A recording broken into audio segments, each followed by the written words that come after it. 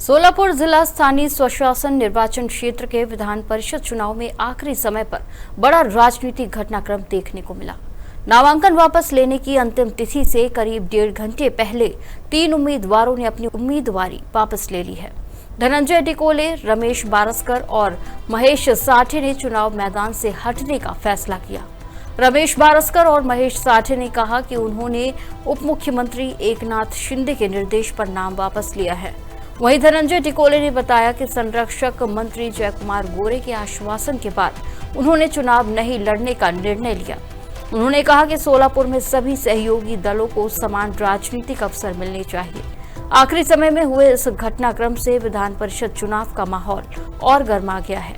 राजनीतिक हलकों में अब आगे की रणनीति को लेकर चर्चाएं तेज हो गई हैं।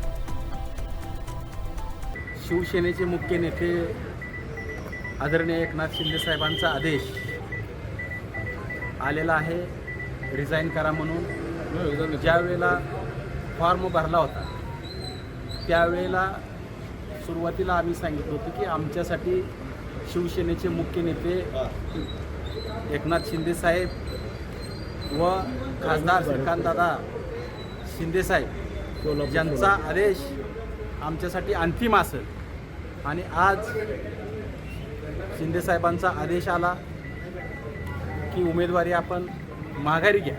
आद्य कर्तव्य आहे, त्यामुळे त्या ठिकाणी सीएम ईश्वर सरांचा आमचे पक्षप्रमुख एकनाथजी शिंदे साहेबांचा आदेश त्या ठिकाणी 2 मिनिटांमध्ये येणार आहे। त्या आदेशानंतर आमची आम्ही भूमिका सकाळी महायुती म्हणून भाजपला जागा सुटलेली होती, मात्र आपण मित्र पक्षाच्या विरोधातच फॉर्म भरलेला होता, आता माघारी घेऊन नाही। काय आहे, शेवटी अर्ज भरला जातो, काही विषय असतात त्या ठिकाणी मित्र पक्षामध्ये, त्या ठिकाणी काही गोष्टी असतात, त्या सगळ्या गोष्टीवरती विचारविनिमय आणि चर्चा होणं गरजेचं असतं। राजकीय दबाव होता नाही, तुम्ही आता भाजपच्या आमदाराच्या गाडीत आलेला आहात। माझे जिगर जीवलग विद्यार्थी शिवसैनिक पहिले।